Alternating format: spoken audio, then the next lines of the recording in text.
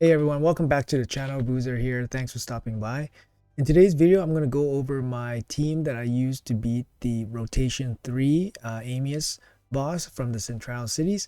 Um, I know my team's not going to be for everyone, but hopefully I can go over some tactics and some strategies that's going to help you guys beat this boss. I'm going to go over whatever options I've tried and what works and what doesn't work, and hopefully you guys can take that and apply it to your own team. So let's jump right into it. Alright guys, so this is a team I used to defeat Amius. I want to go over this run first with you guys, and then we can go over some options that I had available to me that didn't quite work out as expected or were not as good as this current team. It is a little bit of a tricky rotation for myself mainly. Might be easier for you guys depending on what you guys have, but even though I have quite a bit of options here. This boss actually took me quite a bit of tries just to get it right, but let's jump into this run and I'll show you guys what I mean. Actually, sorry, we'll talk about the champions here on this team first, and then we'll go over the details there. So first we have Drexar. Drexar is in the lead for the plus 70 accuracy. Taras is there for the damage. He's in for turn meter boost as well. Artak's in there for HP burn. He also brings decreased attack. Strategos is in there for ally protection. He has a brimstone blessing as well, so that's really important. Elva's in there for the cleanse and the revive, and then some healing as well. So let's do this. So I want to pause it here. So here I did the opening sequence a couple times, and Amius always opens against my team with the A2. So I know he's going to heal back whatever damage I apply to him. So I'm just using my A1s to not waste any of my skills. So you see me just kind of A1ing, waiting for him to use his A2, which is his big heal attack. So you see his big heal, his AoE, and now it's on a 3-turn cooldown. His next move that he's going to use will require us to place block debuffs on our team, or else we will be stunned. At the same time, we don't want to apply debuffs to himself, otherwise he will reverse them and give himself buffs. So again, we don't want to do too much to him unless it's just kind of like damage abilities, but we don't want to debuff him or anything. We want to apply the block debuff here. So Elva places block debuffs, and then we'll just kind of peck away at him with some damage, but we're not going to apply debuffs here. And then Strategos will protect our team with the ally protection. We're increasing the HP burn. Do a big slam here. Alright, so you see him try to stun us. We're not stunned because we have the block debuffs. Now we have 2 turns before he transforms into his aggressive form. So these next 2 turns he's just going to A1 and heal back whatever damage he deals to us. And then we want to make sure that he has attack down entering his aggro form basically. So let's see how we do here. So now we're going to start to apply some damage. We play Artak. Artak places the decreased attack, very important. Dragos places a brimstone, which is very important. Drexar applying the HP burn. Taras just chipping in with a little bit of damage. Artak doing his extension. Everybody's chipping in with a little bit of damage.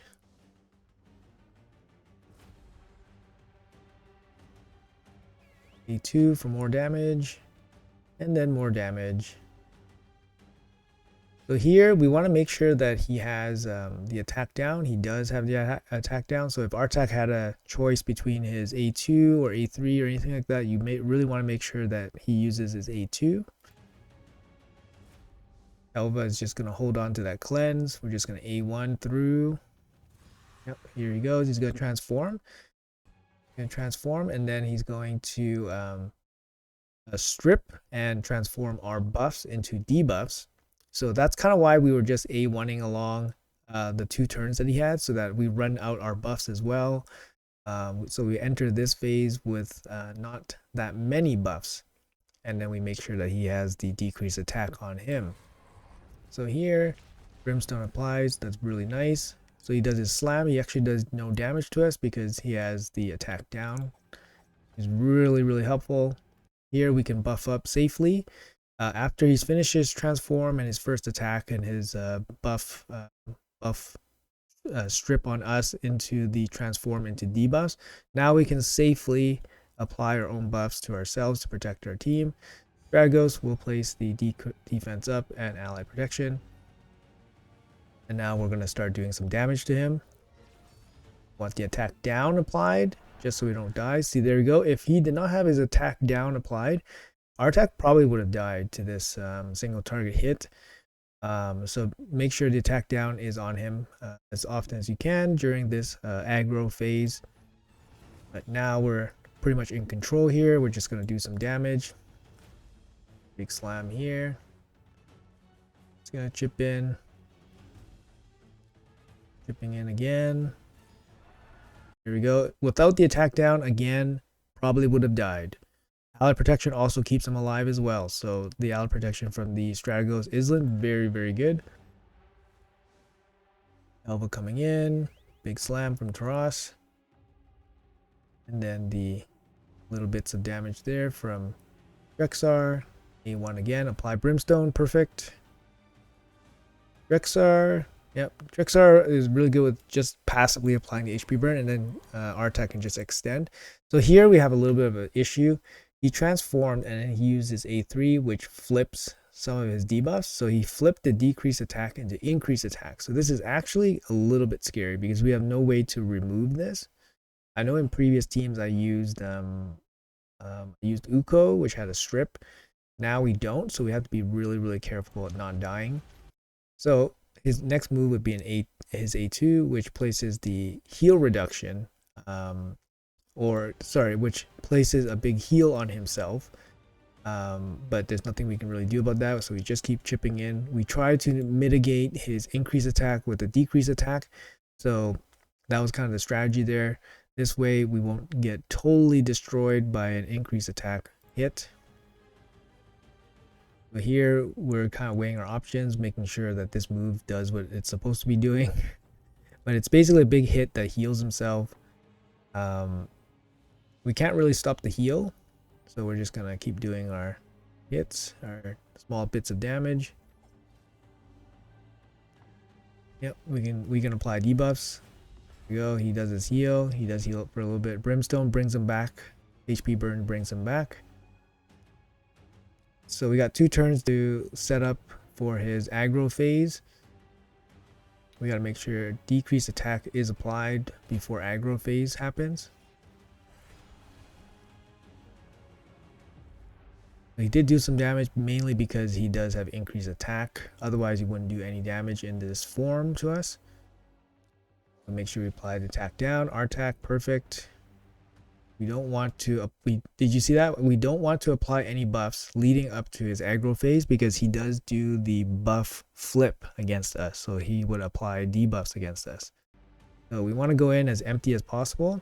Some things we can't control, right? Like these continuous heals, the veil, this little mini shield. Can't really control it. So he goes into this phase and then he goes into the single target hit. I'm not too sure how we really survive this because he does have the increased attack, decreased attack here, so it's kind of like neutral attack. I guess our attack is pretty tanky, but he does stand up to 2 hits there, which is really good because if he kills somebody, he gets a cycle of turns, which probably just ends the run. So we're kind of in business here once we get the increased ally protection. Sorry. The ally protection gets applied. Taras, big single target hit, extension. So now he does a strip. So he did the single target and then he did the AoE buff sleep into the buff flipping. So this is when it gets kind of scary.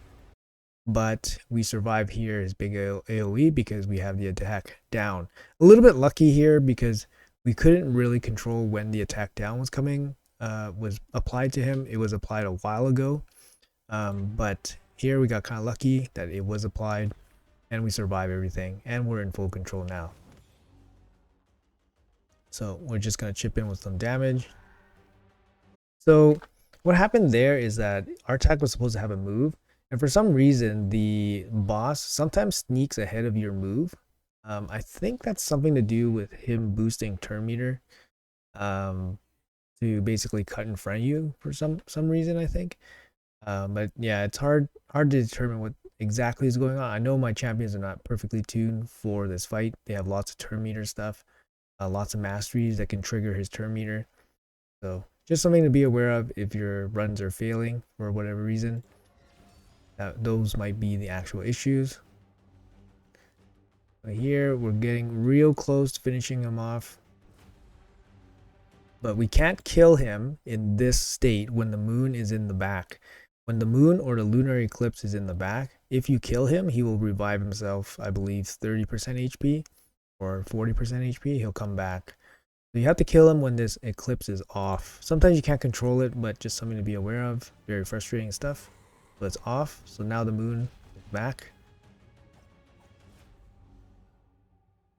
Okay, slowly chipping away. So he's actually in his healing form right now. So his next move will heal him.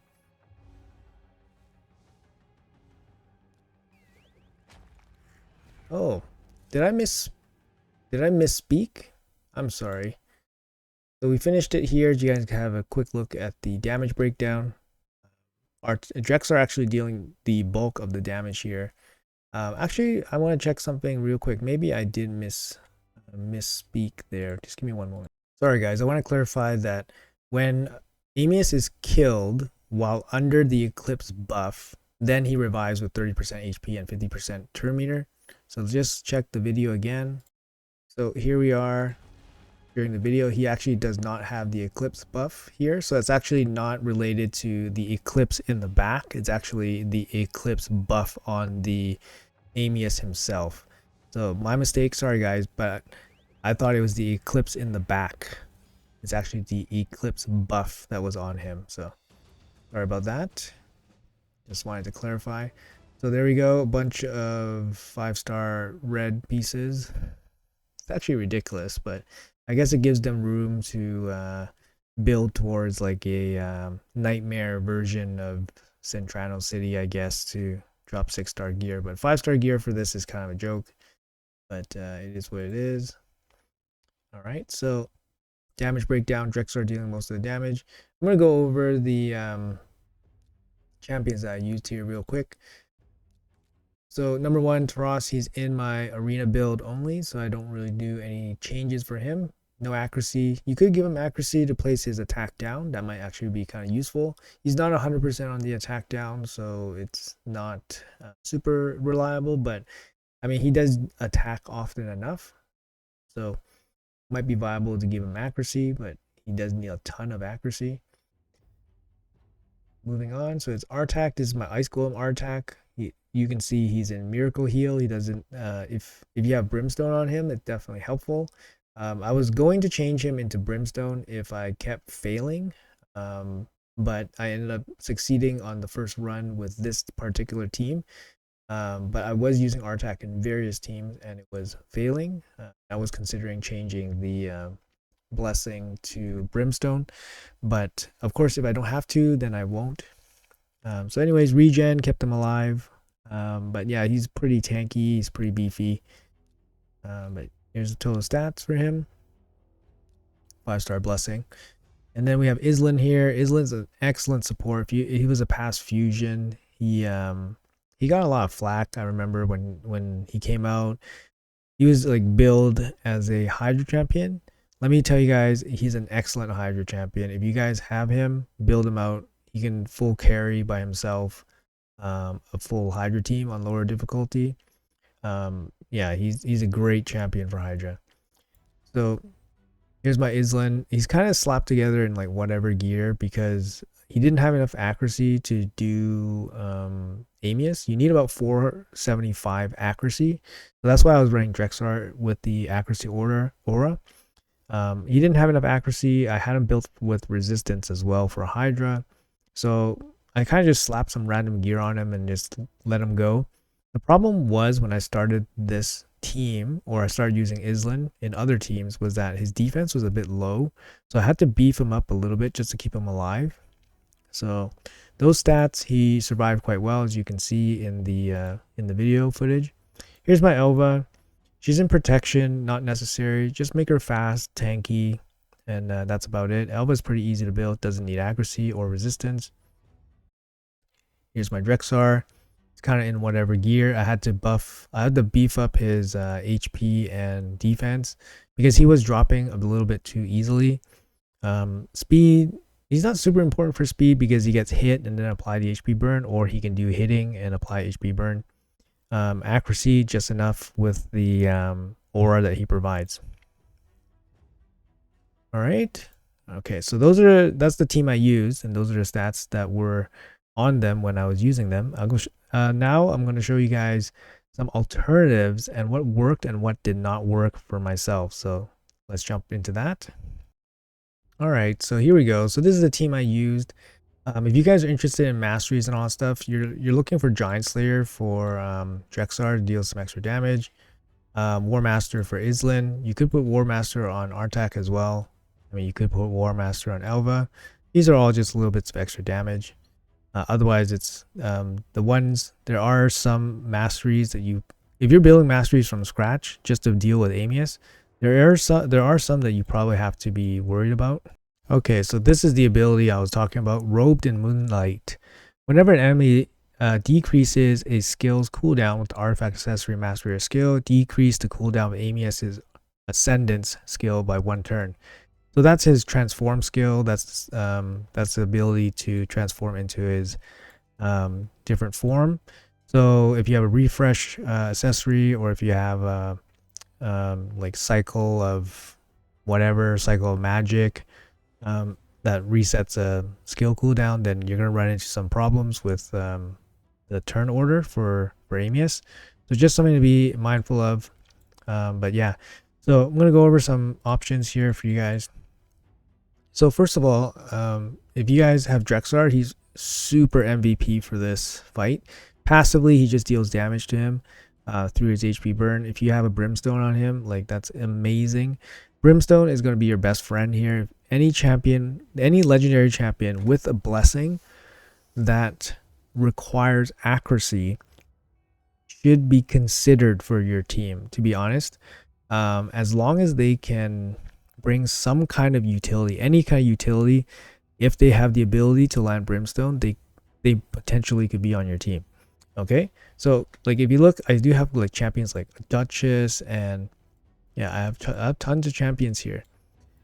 Stag Knight's actually one that kind of works because he brings the decreased attack, but because he's an epic, he doesn't really bring too much else. The decreased attack is very important, so make sure you guys try to bring decreased attack. I'll show you guys. I mean, there's not too much options for me when I was picking decreased attack. Artak's king for decreased attack. Brago, I tried Brago, kind of works, but because the problem was that my Brago was not fully booked, there's a big problem, so that didn't work out. Ruark also has decreased attack, but again, my Ruark is not fully booked, so big problem, right? So I couldn't use him.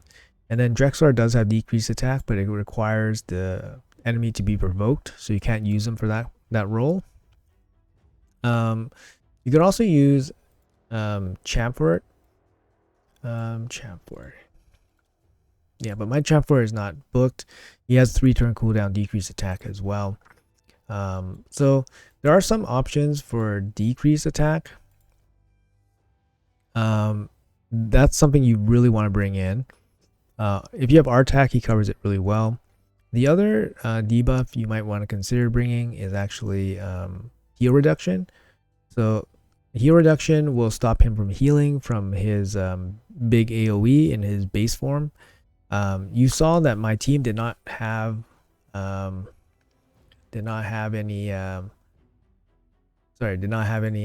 heal reduction because I actually don't have any champions with heal reduction. So actually I built this guy, Scion. I built Scion. He has a 3-turn heal reduction, and he freaking sucks so bad, man. He sucks so bad. He's a login champion. He's like, I don't know how many days. How many days was it? Like day 300 or day 270 or something. He's the login champion. Freaking sucks. Here, let's go over his kit real quick. I'll tell you guys he sucks though. Yeah, his A1, low chance to block active skills. His A2 is what you want him for. 3-turn cooldown, block buff, heal reduction, ignore shields. And then this move just sucks. This move just sucks. So this guy generally just sucks. I used him for the heal reduction, and because he doesn't bring anything else, and because his base stats are real garbage, this guy is a super liability. Like, he's not even worth bringing for the heal reduction. And you saw from my team that I didn't bring any heal reduction at all. So instead of bringing this guy, I was like, forget it. I'm going to just not bring heal reduction and do it, see if I can do it without him. Because I have no other choice. It's him or nothing. So I went with nothing, and it worked out better than with him. So yeah, just something to consider, guys. In terms of heal reduction, I think more to Macabre is probably a viable option that people might have. I don't have him, so I can't use him. But yeah. So that's what you want to bring. The other champion that I thought was maybe usable here. Duchess is definitely usable, of course. But like I said, any champion with accuracy that can land Brimstone can play your DPS role. Any Reviver could be usable here. So like I said, Duchess, even Arbiter could be usable. Elva is definitely premium with the cleanse. Wither probably is usable too with the cleanse. Oella's definitely usable with the big heals. But yeah, so there are some options for rare options. Like I mentioned, you have Stagnite. Stagnite is really good because he brings a decreased attack. And then moving from that, I mean, Ursula is solid. Let's see, Ursula brings decreased attack, increased attack, I believe. Increased attack here. Her meter increase. No, she brings decreased attack, increased attack. Yeah, so she can come in a pinch. It's a 3-turn cooldown, and she's a team reviver as well. She brings some protection here as well. But yeah, like, you definitely need to bring some Legos for this fight, most likely, especially Brimstone. We're doing Cintranos hard. This is the final boss, right? You need some firepower here. But yeah, hopefully I showed you guys some options, went over some things that worked and didn't work for me. If you have Artak's excellent here. He brings everything you need: HP burn, attack down, and if you have a blessing, he brings Brimstone as well. Ruark would work if you have one that's booked out. He's actually very good. Brago works if you have one that's booked out. Elva's very MVP here. And then beyond that, you don't need Tauros. Beyond that, you can I've seen Mortu, I've seen Scion. Yeah, I've seen other support champions like I've seen other support champions like High Shield. I saw High Shield. High Shield works too. So yeah, that's gonna be it. I mean, hopefully this video brought you guys some ideas on how to build your team. It's gonna be a difficult one. Unfortunately, it's not as straightforward. And yeah, some of these champions might need to be rebuilt as well, just for boosted accuracy, since usually you don't build them with that much accuracy. But yeah, anyways, guys, hopefully that was a little bit helpful. I know this team is not going to be fully copyable or accessible to everybody, but yeah, it's not an easy rotation, that's for sure. So anyways, guys, let me know in the comments below what you guys think. If you guys already completed it, let me know what your team was. I'm interested in hearing some ideas. And I'll try to do another team that's a little bit more friendly in terms of accessibility. But yeah, that will be for a later time. Until then, have a good one. Thanks for watching, and I'll see you guys in the next one.